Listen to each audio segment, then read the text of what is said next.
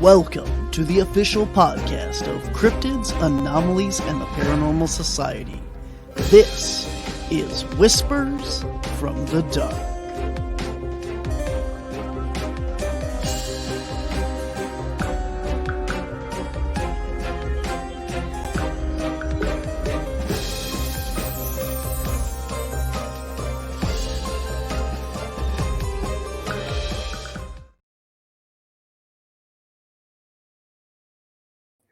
I backed myself right out of the studio there.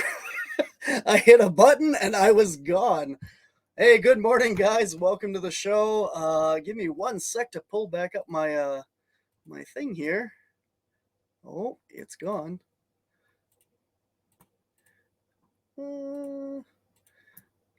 So anyway, today on Whispers from the Dark, we have a guest here that is going to be sharing some Bigfoot stuff and some stories, and I have no idea where that went. So give me 1 sec to pull this back up. And it is gone.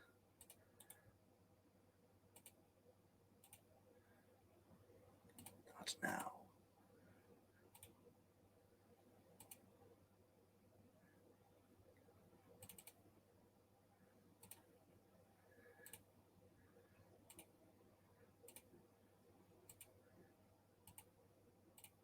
There. All right, guys, we are back rolling here. All right, so for anybody out there that is not aware, we have On the Trail of Undiscovered Beasts is live on Paraflix. It is the first season of our show, and that is all out now. Season 1 is all ready to go. You can see the whole thing. Paraflix is just like Netflix, only it is all paranormal and cryptids and other weird things like that. You can go check it out. Use promo code CAPS10 to get all your information and get 10% off your first 3 months. And you can go to our store, wisconsincaps.com, and click on Shop Our Store. And there you can find all kinds of merchandise with our logos, t-shirts, and everything there. Hats, mugs, magnets, tote bags, pillows, everything that you'd ever want with our logo on it. And while you are online, make sure you go check out all of our social media. You can find the latest on Whispers from the Dark podcast, as well as our other show, Monday Morning Monsters. It is Wisconsin Caps at Patreon, Facebook, Twitter, TikTok, and YouTube, and WI Caps on Instagram. And I want to remind everyone about our Project Ghost Lab on Patreon. That'll be coming out sometime this spring. So hopefully you guys can go check that out exclusively on our Patreon page. And this coming weekend, if you're anywhere near Mason, Ohio, this will be our first convention of this year. It's the inaugural Frogman Festival. And it is this coming Saturday, March 4th in Mason, Ohio. Come on out and check us out. There's going to be a lot of great speakers at this event, so make sure that you're there. And from there, at the end of March, we head down to the Hagood Mill Historical Site in Pickens, South Carolina for our next event. And I'll actually be presenting at that event along with Jeremy Leonard, Katie Stafford, and a lot of other great names on this roster. So make sure you guys come out and check that out. Then in May, we'll be at the Ohio Bigfoot Conference, as well as the Hodag Heritage Festival in Rhinelander, Wisconsin. And we head back to Ohio for Small Town Monsters Monster Fest in Canton, Ohio, June 3rd. And then we'll be in Menominee, Wisconsin at the Menominee Marinette Bigfoot and Paranormal Convention, June 9th and 10th. And we head up to the MI Paracon and back to South Carolina. And then Glen Beulah, Wisconsin in September. All right, guys, that's where we're going to be. So today's show, our guest here is going to be talking here about some of his Bigfoot experiences right here in Wisconsin. So without any further ado, let's introduce Kevin. Kevin, welcome to the show. Thanks, Barnaby. How are you? I'm doing good. Sorry about the little mix-up there. I don't even know what I hit at the beginning of the show, and I was out of the room, gone. Everything I had set up was off. So yeah. Could it be paranormal? No, it's just that I don't know how to use a computer. It's user error. Yeah. It is definitely user error right there. Yeah, well, yeah, it's off to a great start today. Great start. Why don't you tell us a little bit about yourself and what you do? Yeah, sure. So I work for a tech company, which allows me the time to. I'm a remote worker, so that affords me all the time in the world, frankly, to um, just support my hobbies, get out in the forest, do a lot of traveling, and ultimately go bigfooting, which is kind of what I have found myself diving into for the last few years. But I've got a fiance and a newborn, so you might hear either one of them during our chat. But they're here at home, so yeah, that's what I like to do. Kind of in my free time is get outside. But other than that, play guitar, kick back, listen to music, watch some good TV if it's on. But that's about it. Very cool. So, what got you into the weird world of Bigfooting? So it was probably Harry and the Hendersons is what my go-to is. Like when I was a child and I saw that, I knew it was a movie. I knew that there was like this Bigfoot thing, but I didn't understand all the history behind Mm. that movie and behind the Bigfoot. And so um, once I had gotten internet as a kid and a computer in my room, that's when one of the first websites I actually went to was the bfro.net, um, and that just completely opened my world up to everything Bigfoot. So that was kind of the genesis of how I got started. Hmm, very cool. So, whereabouts? Well, let's start out with that. Whereabouts do you kind of go? I mean, I don't need your specific, but like, Yeah, yeah, where in general do you do research? it's kind of funny, is we there's this Bigfoot community, and perhaps your Mhm. listeners are aware of what that is. But to kind of explain that a little bit, it's an accessible community. Everyone is very accessible. There's not a whole lot Mhm. of barriers into reaching out to someone about a Bigfoot experience, them listening to you, having a conversation about it. But once you start to talk about places or, locations, area X, or, you'll hear these, the perhaps, blueberry bog, right? Those are all Mhm. types of terminology and locations that are really held close to the chest for a lot of Bigfooters. And I'm kind of on the fence of that because, granted, I know that there are also people out there, perhaps there are conventions out there where people just want to go and hoax. That's how they get their Mhm. kicks, right? Um, but it's a case of I've gone over to Oregon. I've gone to New Mexico is the first location that I went to out in Los Alamos. Mhm. That's a first time out. Crazy story. Never had an experience like that. Happy to dig into that further. But New Mexico, Texas, Colorado, Oregon, Wisconsin for the first time. Actually, only like last year October, with Levi, who I think you've had on the show as well. Yeah, he was Um, just on last week. yeah, yeah, yeah. Yep. Um, so those, and I have I gone anywhere else? Maybe I forget, but that those are like the handful of places where each place I've actually had something happen. Mhm. But yeah, those are the steak and potatoes of my outings, if you will. Very cool. Did you go on those with like the BFR expeditions, or were they just kind of like some places that you had found and wanted to go investigate? So the first couple were BFRO, because of the whole Finding Bigfoot boom. That obviously opened the doors up, and the marketing was there. I think for the BFRO going out on expeditions, um, but I've gone on expeditions with Dennis Full, who was kind of part of the whole genome project and things like that out in Colorado. Sibylla, I'm forgetting her last name, but out of Texas, she's um, was very into, probably still is, but more of um, I don't know if I want to say but habitualization of Okay. Bigfoot and doing that. Also doing a lot of drawing projects. The last time I heard, this was obviously years ago. I have no connection with these people whatsoever, to be very clear, today.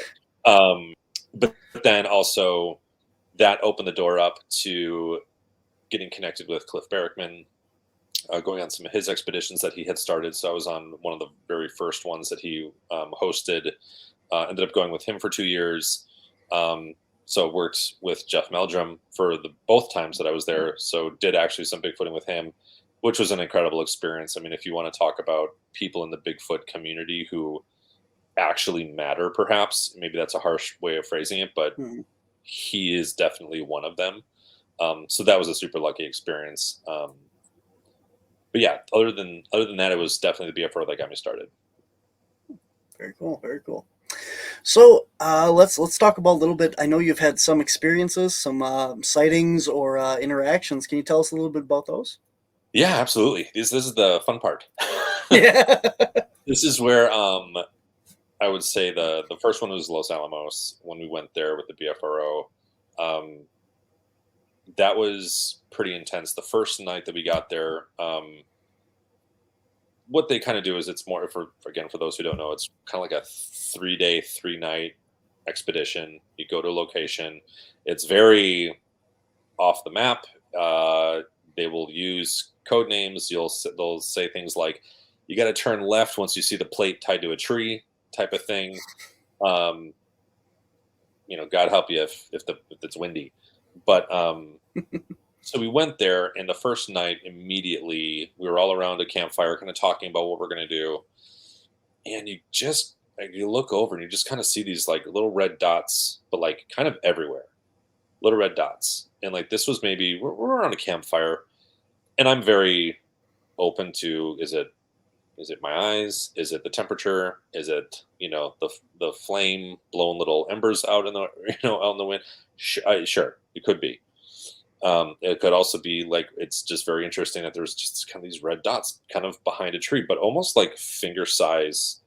So if this is the tree, you'd see this like finger size, like red kind of light. And so wasn't quite sure what to make of it. Mentioned it to my dad, and he's like, "Yeah, like." He's like, "Yeah, I think I kind of see what kind of one of those things. I think I see what you're talking about."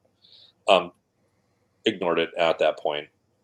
Uh, First night, immediately we go off to this place. We're in little groups. I think there was maybe about, I think all in all, let's just say like 15 to 20 of us in these group, as a whole. But then we'd split off into like groups of like 4 or 5, depending. Um, so we were with a smaller group, and sure enough, uh, you hear this crunch, crunch, crunch, and like just like a kind of a lumberous walk, which is the only way to kind of describe this. Um, I'm not an avid outdoors person. I don't know what deers sound like in the woods or any other mammal for that matter, what Mhm. they would sound like in the woods. But I have heard people walk in the woods, and I have heard what 2 feet sounds like in the woods, and it sure sounded like that. To be fair, so that was the first night. The second night is where things really picked up. This is when we're going down a trail. Behind our tent, there's kind of this trail that just goes down, and we didn't know where.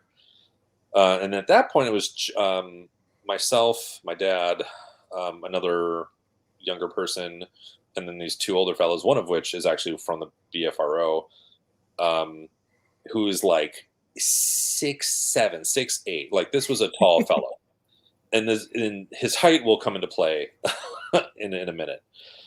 So those two decided to go off in one direction, like more into the woods.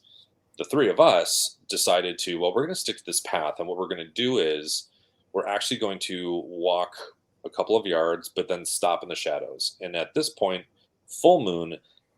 Some people kind of are apprehensive. Oh, it's a full moon. Nothing's going to happen. I think full moons are great. I think this is when things really kick off, right? Um, they can see us better, perhaps because the moonlight. We can kind of see, like it's just this dance that could happen in the moonlight. Um, so we were stopping every so often in the shadows and just listening. Didn't hear anything. Keep walking. Stop. But it was so quiet up in these mountains that you could hear your pulse beating in your ear. That's how quiet it was. There was no bugs, no nothing, not even wind. It was just still. So we did this again, and we only took us maybe like 10, 15 minutes, at least from what memory recalls. But then there's kind of like this muddy hill that was to our right. And then to our left, it's kind of more like trees and kind of goes down a little bit. But such a hill that it was like a 45-degree angle. I mean, this was a steep hill. And then all of a sudden we hear this like tick, tick, tick, tick, tick, like this pebble mud ball just kind of rolls down. And we kind of looked over and we see this mud pebble ball rolling down the hill.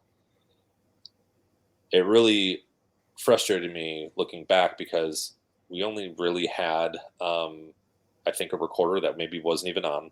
We didn't have night vision because we were novice and didn't think that we needed to spend thousands of dollars for night vision. We had walkie talkies and our headlamps, and that was it. So it was purely experiential.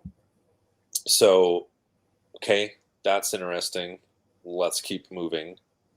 As we kind of continue moving forward, and I'll try to reenact this as best I can, but it was the deepest, and for those who are perhaps new, or they might know this term, but like this guttural sound um, that came from about, it seemed like it was only 50 yards away, but we couldn't because it was dark and this path just kind of kept going. But it sounded like,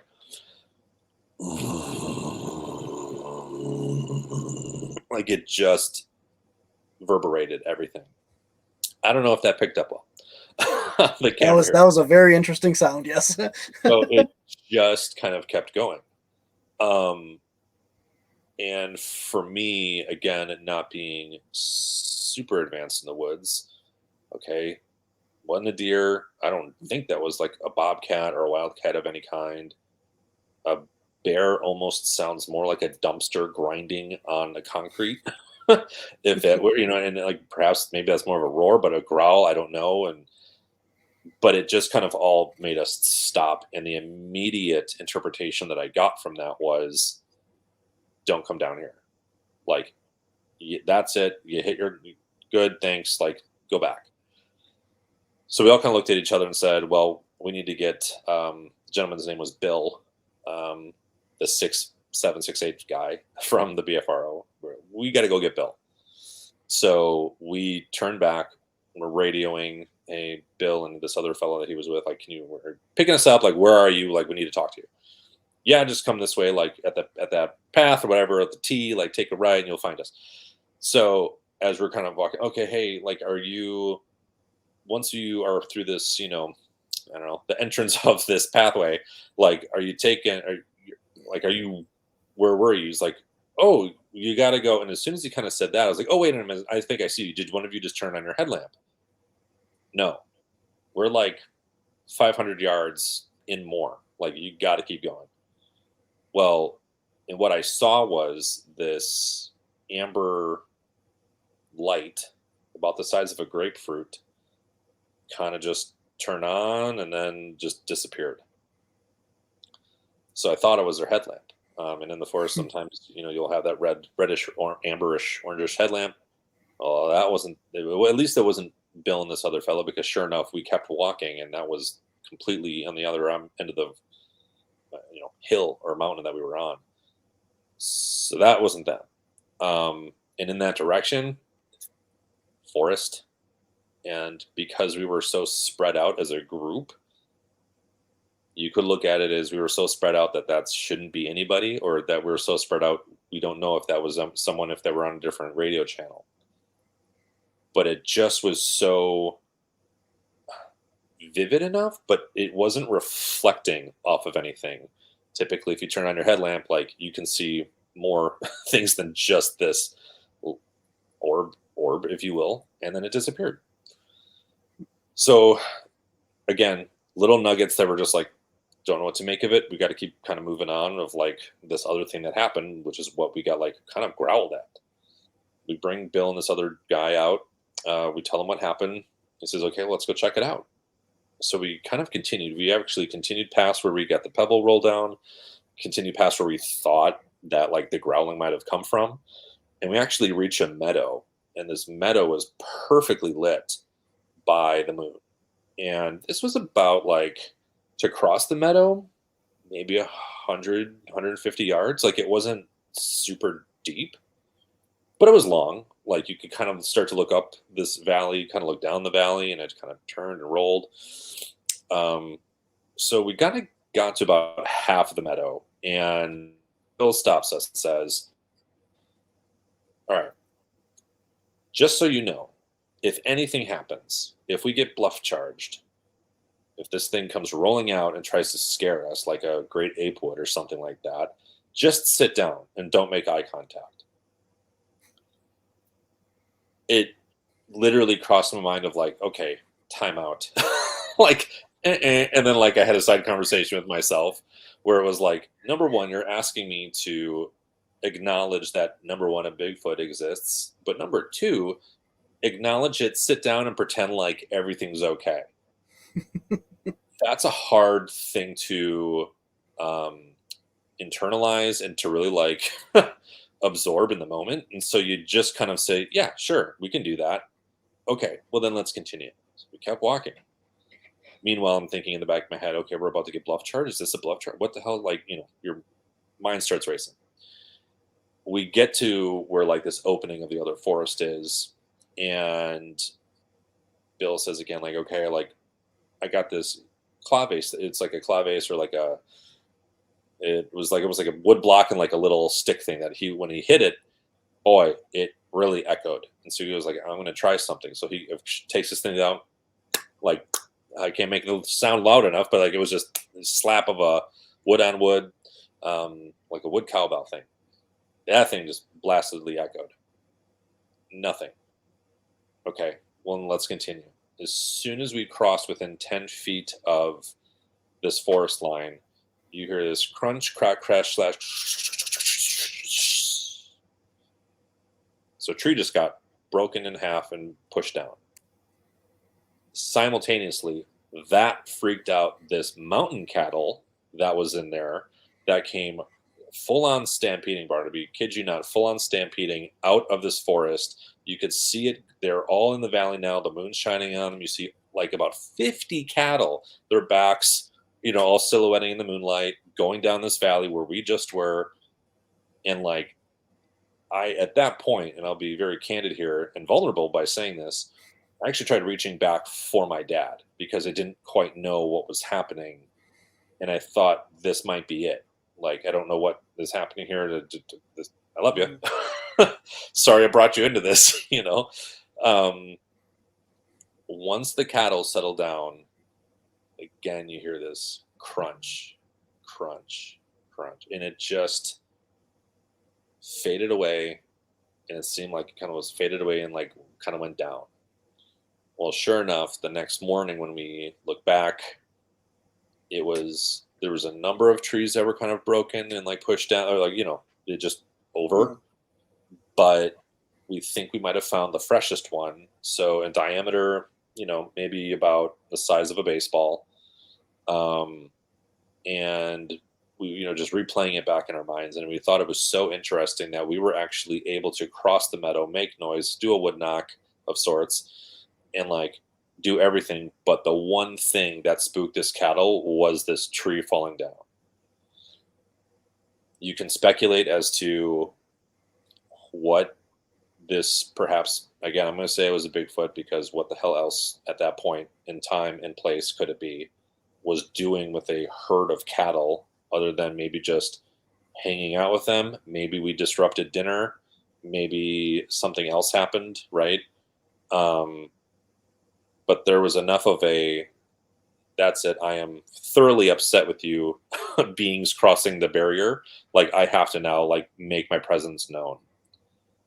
That was the end all be all first experience of which really was like, okay, something for sure exists because someone else, someone explained to me what that could be then.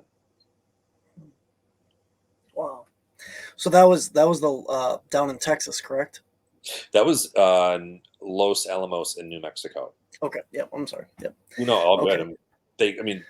The natives there kind of called there's Monkey Mountain and Monkey Ridge, and like there's all sorts of that terminology there. So there could be history as well. Wow. That's interesting. Now I know I know what people are thinking out there listening to this, especially like I thought for a second too when you had said that all these cattle had come out, is that maybe one of them had backed into a tree or something, and that's what you had heard, and the tree startling or fell over and startled them. But then you go on to say that you hear this thing walking after that in the woods and stuff. So Yeah, and most of us did, because at that point we were all like, "Hey, where's a therm? Where's a therm?" And actually, this other fellow who was with Bill didn't quite know how to work it just yet, and was trying to zoom in and was trying to look at things, and it was like, oh boy, like, just, it was amateur hour everywhere on all of our parts. And it's like, know your equipment, know how to use it, all that stuff. I was almost close to like just ripping it out of his hands and like trying to see it because I could hear it so perfectly, and I was like, it's straight ahead of us. Um, but yeah, for that to be cattle running up against them, it's, I mean, they probably rub up against stuff all day, and I don't think they spook themselves into a full-on stampede every time that happens. Could be, I don't know. yeah, it's definitely interesting. I think that if these things are out there and these cattle are out there, they're probably used to each other at this point. That's right. Where Yeah, if they're in the same area or something, but now all of a sudden they realize, maybe like you did, that if this thing is pushing over a tree, it's a sign that you're too close, get away from me. And if these cattle know that same sign, they're going, okay, it's time to get out of here as well. well, and it was enough of a ruckus for, I mean, we're five grown men walking through this, meadow into the tree line. Like, we're not quiet. We could be, an elephant, as it were, right? But that's not what freaked them out. What freaked them out was a cracking and crunching, and again, enough of a noise to really like get the hell out of here is what it signaled to, perhaps to everything, right? Mhm. And they kind of ran towards you. It sounded like as well, right? The cattle. They didn't run towards us per se. So if I could, this is the forest. I don't know how to do this. Like, we're here. We crossed the meadow, so that my hand line is the meadow. We crossed it. They were kind of like up here. So there was a spot where they could run out and around us, but we were sitting here. Bigfoot could have been like here. Um, Tree crunch noise happened here. We're here. Cattle are running around, and that's how we could visually see them and how many there were. Actually never seen that amount of cattle, like just open range before. I don't. Again, ignorance is unfortunate, but I don't know if that's a standard thing in New Mexico to just have open range cattle, and like, how do they live? Like, what if they like twist their ankle? Like, who saves them? But um, Yeah. Hmm. so Interesting. there was that. But yeah, um, there was that time, and then probably the next time was going to be. If you want to go in sequential order, I can, because the next one Sure. after Yeah. that would have been. I was just before we move on, I was just going to talk a little bit about that guttural sound that you Oh heard. yeah, totally. Yeah. Um, our very first experience as caps, we went down to these woods and we had just come out of an area. We heard the same. I mean, it's very similar to the story that you heard. We were on one side of a marsh, from another side up on two hillsides, and we were hearing whistling back and forth, and then Sure. something like rip down a tree branch or push over a tree on the other side. We had come out of that wood area out into a power line cut, and we were standing in the power line cut looking down this like valley of the power line cut, and this deep, again, guttural sound, like something growling at us from the Yeah. wood line right there. And it's very interesting that like all these people that describe them don't describe them. You always hear that guttural sound. It's just like a very like, It's gurgly. It's deep. yeah.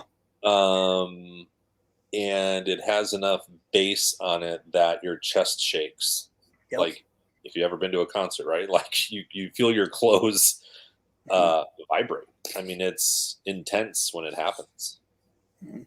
It's more of a feel the sound than actually hear it. And I mean, obviously you hear it as well, but it's Yeah, it's definitely more of the feeling of it. Yeah, that's right.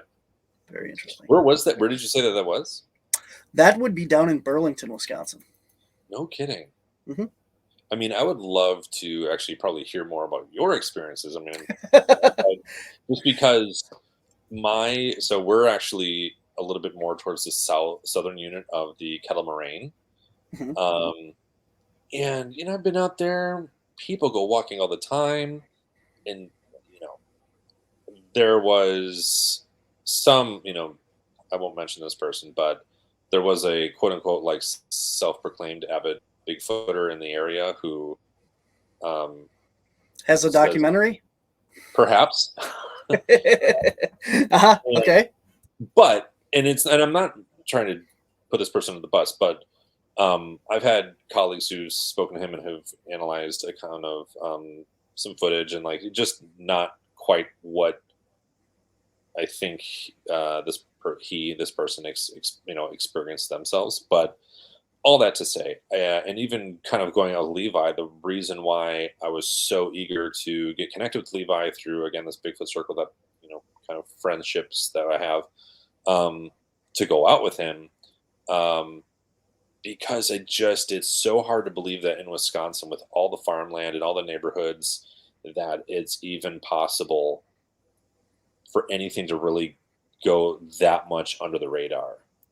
Um, so the fact that you're having experiences in Burlington, whistling in this deep guttural is like Burlington's. Isn't that like near Lake Geneva? Correct. I'm not sure about that. It's down by Elkhorn, Yeah. down in Yep. that Yep. area. Yep. Yep. Yep. Yep. Well, Kind of by the Kettle Moraine, a little bit farther north from that though, but okay. The northern unit or the southern unit? southern, Okay. Yep. Because I don't know. south of Elkhorn, Yes. Yes. south of the Kettle. That's where I'm looking at. Got it. Okay. Well, I mean, and that's where isn't that where Dogman is super Hmm. popular? Is Elkhorn? Yep. Beast of Bray Road. And Yep. yeah, that's right. And it's as soon as I heard the Beast of Bray Road, I'm like, people are mistaking that for Bigfoot. Like then this is where I go on the opposite side of the fence. Like, granted, they might see a snout. It's like if your mind could perhaps say, well, that can't be it's not a werewolf, but boy, like it must be a wolf, a coyote, a bear. Those all have snouts. Like that's maybe where. But then like the ears and so let me ask you this, Barnaby: are you a proponent of the Beast of Bray Road? Are you more on that? I have spoken to people that have actually seen the dog, not the Bigfoot. So Okay, the yeah, dog with the more dog attributes. Yeah. correct. Running alongside their cars and stuff like that out in the ditch line, a very large dog. Hmm. Yep. We've done some investigating down there, and we're actually going to be doing more this year as well. But Okay. we have not had anything. We've had a lot of interesting stuff happen down there, but Yeah. we have not seen or had any evidence of dog yet. Gotcha. But just down the road in Burlington, we have had Bigfoot footprints, howls, the growl, a thermal image, Hmm. all kinds of stuff down in that area. And then the majority of our stuff that we've worked with is up further north, up in like the Rhinelander area, Okay. mountain area, and Yeah. that stretch of woods. And we have had a lot of reports and a lot of evidence come out of there as well. Yeah. There's been a lot. I mean, is that towards like the west of Wisconsin Dells area? No, no, no, no, no, way up, Way further up. west of like Green Bay. Oh, okay, gotcha. Yeah, yeah. Yeah. Oh, is that towards like Nicolay Forest? Yes. Yeah, up in that Yeah, area. there's been, I mean, Shawamigan. yeah, Finding Bigfoot did a couple, I think, episodes of that area. I mean, They were in Mountain. Yep. yeah. So it's one of those things. I mean, and I think this is where even for perhaps non-believers, you have to say like you got to go out, you got to experience it yourself. You can't just perhaps take some of the story for it, even though they might be so uh, vivid in their storytelling or whatever it might be, or just like you trust them because it was actually your neighbor who said that they Mhm. saw something. You got to get out there, like it's fun. Like it's fun to experience wilderness. I mean, granted, you don't want to have like an ape man or a dog man perhaps on your tail, but Mhm.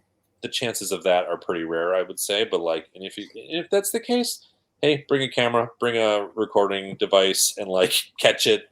You know, it could make Hmm. national news. You know. Hmm. Absolutely. All right, man. Well, let's get back to what was your second experience we were going to get into here? So, well, the second time I went out was in actually Sam Houston Forest area in Texas, and this again was, I mean, it's a large chunk of forest, but there's like city not too far away. Um, it's almost kind of like that again, like Harry and the Henderson scene where he actually like goes on a hill or like this mountaintop, and like he see like the city's literally right there, and he's just kind of overlooking it.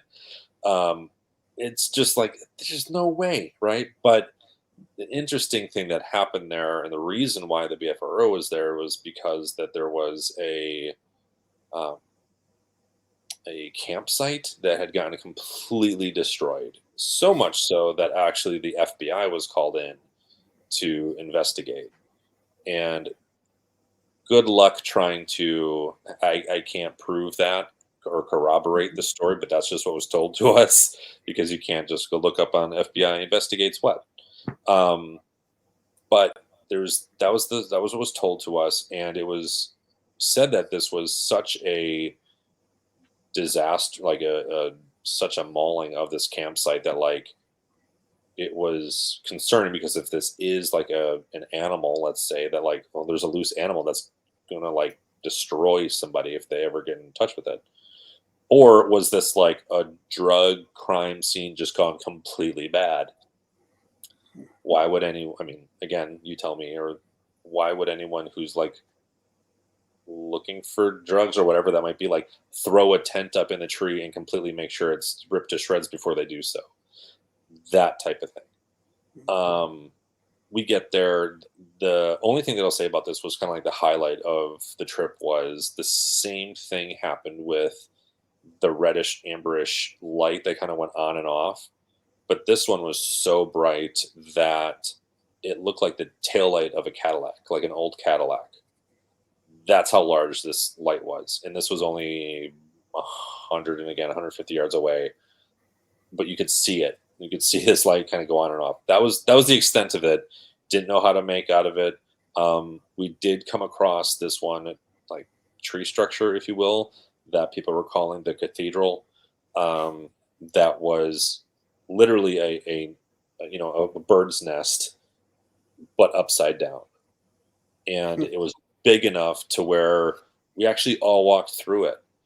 Um, Kind of a PSA, I guess, that I'll call out, and maybe this is you have your thoughts on this, Barnaby, but when you go through a structure, which you can, if you just consider that some, you know, a being's home or whatever it might be, um, don't relieve yourself in this home and mark your territory. Yeah. When this individual did this, and like he said he was going to do it, he was real rah rah about it, and I was like, that's just like I felt disrespected.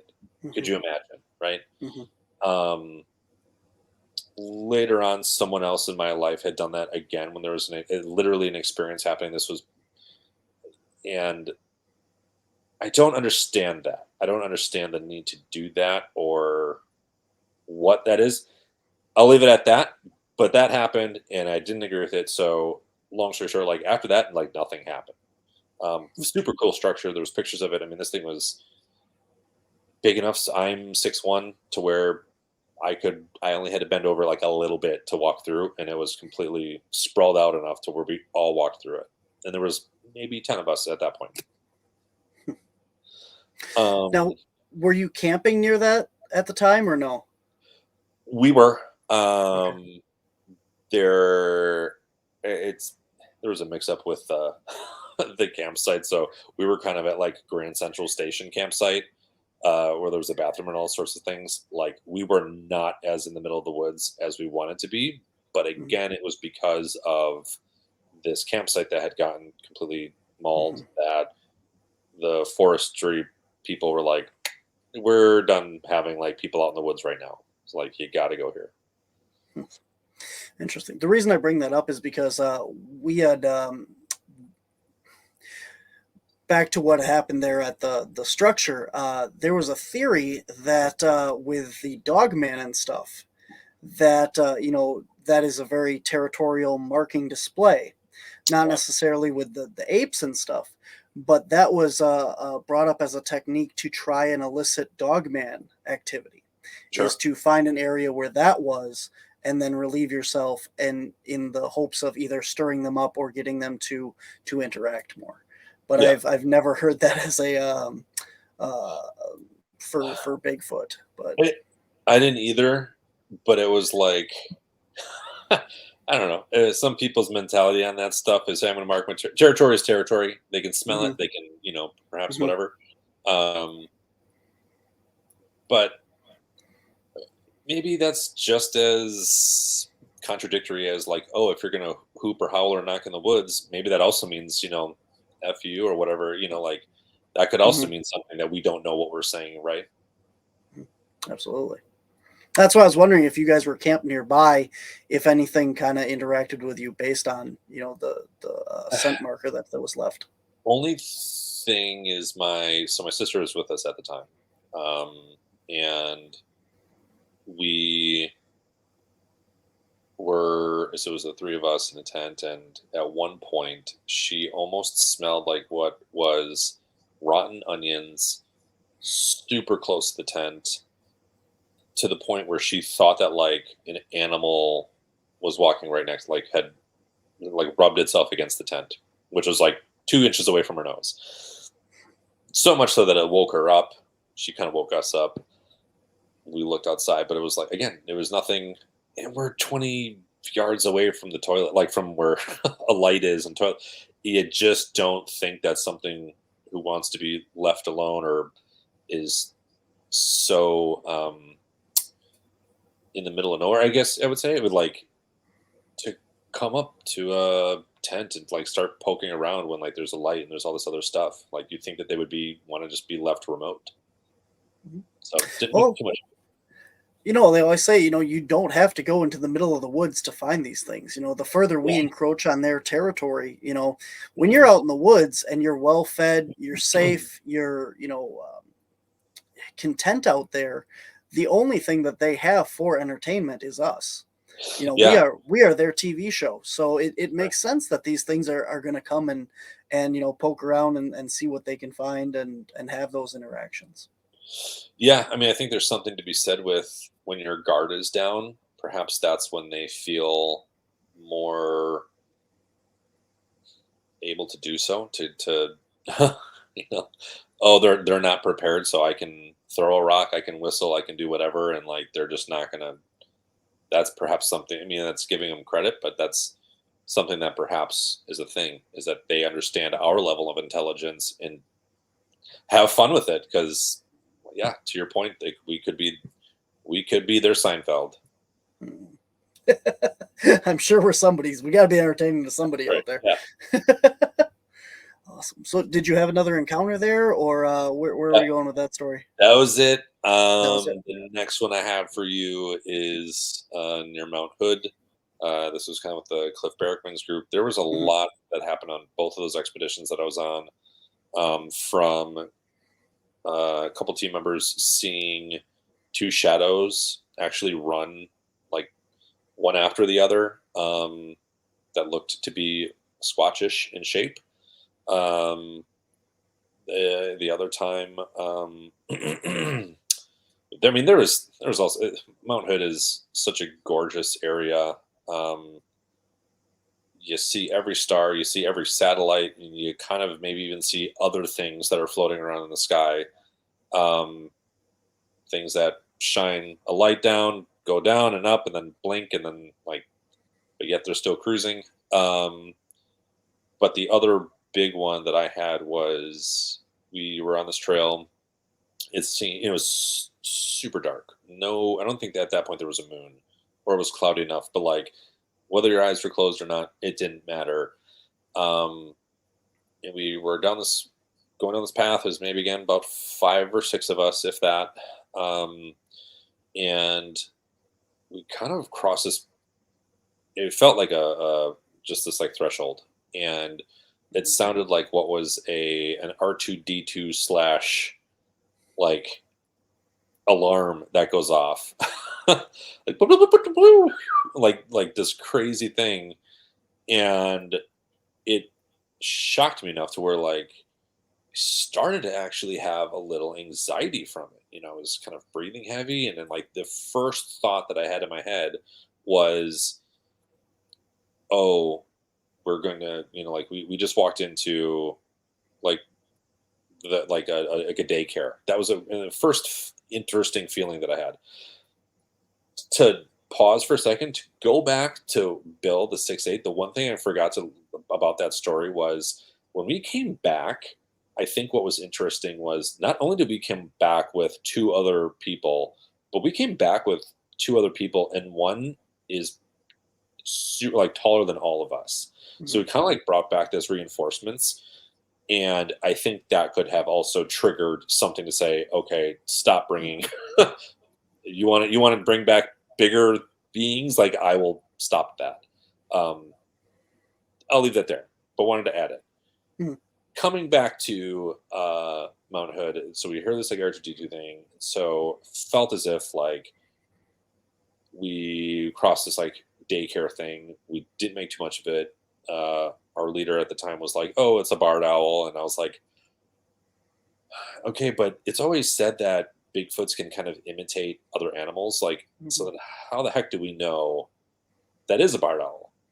Do you have like, are you seeing that? Like, did you see the barred owl? Did you don't have your night vision on, so like, what exactly like what gives you that sense, right? Oh, it's a barred owl. Okay, that didn't sound like any barred owl that like I had prepped myself for, but okay. We kept going, turn around. Another team member knocked on this tree, um, and there was no wind whatsoever again. But then, as we kind of kept going after this tree knock, and this was only about like 10 feet, if that, you just hear this one single solitary tree. Eh, and I was like, what is in this tree? We all stopped. We all kind of like surround this tree as best we could on this path. So we kind of made like a half circle, but we're all looking up. My dad again was with me looking up. He's using, night vision at this time. He has to go, so this tree is so tall that he had to like literally bend his back. He had to go back towards the end of the trail. And like he could only go back so far. But he was like, I'm kind of seeing something with some type of heat signature up there. And our leader was like, really? Okay, let's just kind of pause here. And I had my audio recorder going, and what I heard was the sound of raspberries being blown. So, kind of this, like, it was like whip, boo, type of crescendo, I think that's called. Um, so it was like an up, and then it was a down, and I kind of, and I know that because I replayed it back, and I was like, that's how this went. And again, I was like, what blows bubbles? Like, and it felt as if there was like, there's a baby Bigfoot in this tree. And I even said on the recording and everything, I said, it's blowing bubbles. And at that point, the leader, well, of our group was like, okay, I'm breaking protocol, turning on my light. I'm going to look, see what's happening. Nothing's happening. Like the tree is still kind of like creaking. It does eventually stop. Everything stops. And because I was like, it was blowing bubbles like a baby, like this is crazy. And so there was one woman with us in our group, and she just happened to have like a toy or like a couple like jingly things, like a mirrory thing, colorful like kids toy. She just happened to have it with her, and so she decided to sit down there and like talk to the tree, very light, very feminine, to like a child, as the rest of us like walked down the path more and like kind of looked back and we're still filming her. Um, and so at that point, again, nothing more than that, but it was just super, super interesting, and I never heard anything like it.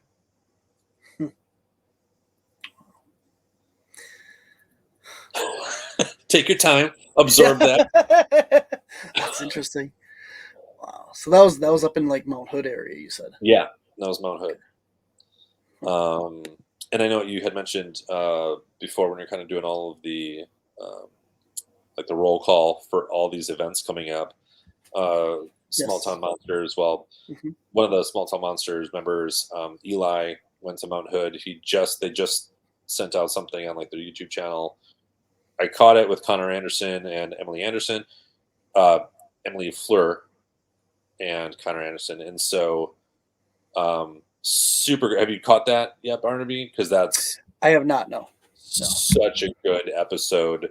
They actually go to the blueberry bog. They see these footprints that are like, again, 6 feet long. It goes all through this field. It's such a good, but like it's that area that we were in Okay. where all this activity happens. Very interesting. I know that's one of Cliff's spots, obviously out in Mount Hood, and he talks about that area, the Blueberry Bog, a lot on his podcast as well. I don't have Yeah, a lot of time to sit down and watch a lot of YouTube and other shows and that, but podcasts I listen to because I yeah. work 12-hour days and I have a That's lot of time that's to right. listen to those. But yeah, I If you're ever actually on have a had. plane or if you're going anywhere for, I think it's like an hour or something, but it's a good, they do good work and they show the area pretty well. So it's an interesting show to watch, at least that episode. Awesome. Yeah, I have Emily coming up on Monday Morning Monsters the end of March. It's already recorded, Okay. but when we're coming back from South Carolina, that episode's going to air.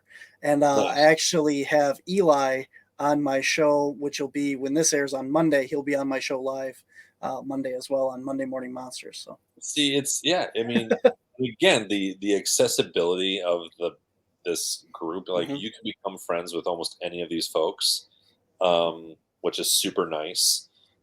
And frankly, if you do become their friends, like then you do kind of start to find out where their spots are. But like because you're your friend, you're never going to mention it. But yeah, it's nice to have met Emily. She was doing some, I think, work perhaps at this time with Eli, but we all met up in Oregon, and so yeah, it was a great to meet her. And I think I'm hopping on one of her podcasts with the Force Fleur and Levi as well. I think we might be doing a roundtable soon, so I think that'll be in recording. But yeah, great group of people, and I always say, if we ever do anything, like let's do something in Wisconsin, like let's go somewhere, but like let's all of us go and do this. And Barnaby, I would, absolutely welcome you into that circle and be like, hey, let's go and like let's check things out. Awesome. Sounds great, man. I know Eli had talked to at CryptidCon back in November, and I think we're going up to Rhinelander sometime this year together. So I hopefully I that works heard out. that as well. So if that's the case, I might be there. Awesome. I hope to see you there. Yeah. And that sounds great. That sounds great, man. Well, do you have we're almost at the end of our hour here. Do you have any other stories that you want to talk about real quick or Um, Not if you want to dive into like more of a ghostly paranormal story that I have, but definitely go ahead. I mean, this was a We're weird we're one. up for anything on this podcast. Yeah, well, so this is totally going away from the Bigfoot thing. One time we were at a mental hospital that had been shut down in Duluth, Okay. Minnesota, which is at like the tippy top northwestern of Wisconsin.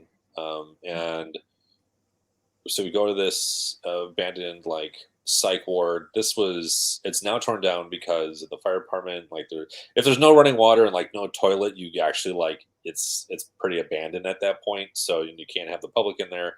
This one group that we were with was able to let us do this um, before they tore it down. So this was great timing. But um, the one thing that was nuts about that experience was um, we were in this hall, and this was like all of us in this group of like 20. And I thought I was about to like step on someone because this image that I had was someone who was darker than like the darkness around it, as in a body. And so I literally was like, I stopped myself from moving forward because I thought I was going to step on this woman. because I saw like kind of like the hair silhouette, like she was, a little bit smaller, but like also like kind of like curled up on the floor. I'm like, what is this person doing curled up on the floor? Like weird. And then I kind of looked again and like gone. I didn't say anything. And then one of the leaders said, "Oh, I'm sorry. Like, I don't mean to hit you with my backpack." And he goes, "Whoa, that was weird. I thought I just was about to hit someone with my backpack. Like, there was definitely someone just here." And at that point, I was like, "All right, timeout, gang. Sorry, everybody. I just had that same experience. Like, I thought I was going to step on someone." And so that was my only kind of like experience with perhaps like quote unquote like a shadow person, but super bizarre. And after that, I was like, I think I might be done with the more like paranormal ghost things, especially after I went to like Zach Bagans Museum in Las Vegas. Like that was just so macabre. And I'm going to call that out as being macabre, and I don't necessarily care if anyone comes after me, but like that was so macabre and like weird and like the negative side of things that like it almost didn't make it fun for me anymore. So that's where at this point, I'm sticking to the forest. I'm sticking to like, I truly do love all things Bigfoot. I love making the art stuff of it, selling stuff on Etsy of my own, and sticking to the forest. That's where I'm comfortable and happy and content with and feel safe. Definitely. I do not blame you on that. But It's, have you, are you, have you ever experienced anything of that of your own? I have done paranormal, UFO, Bigfoot, you name it. Our team goes out and investigates anything that we get called to or that we do. So Do you have yeah, a preference? I like the woods a lot better too. Yeah, There you go. yeah. Yeah. I I, I always put it this way. I mean, like we go to these paranormal places and stuff and do these investigations, and then you're sitting there in the pitch black with a little meter, and you go waiting for hours, going, "Can you make a noise? yeah. Can you make this light up?" Right. And nothing happens. But that just bores the hell out of me. Yeah. And you go out into the middle of the woods, and you're like, "Hey, can you knock on a tree?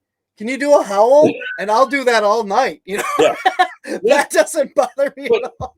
I mean, but the exciting thing is if you hear an acorn or something drop, it's like, oh, like there's just more excitement, I think. Um, and plus, yeah, I don't know. The as you'll speak to perhaps Emily or Connor, things like that. It's people like that. You'll hear things as, oh, it's an ape. So then you're dealing with a tangible, Mhm. actual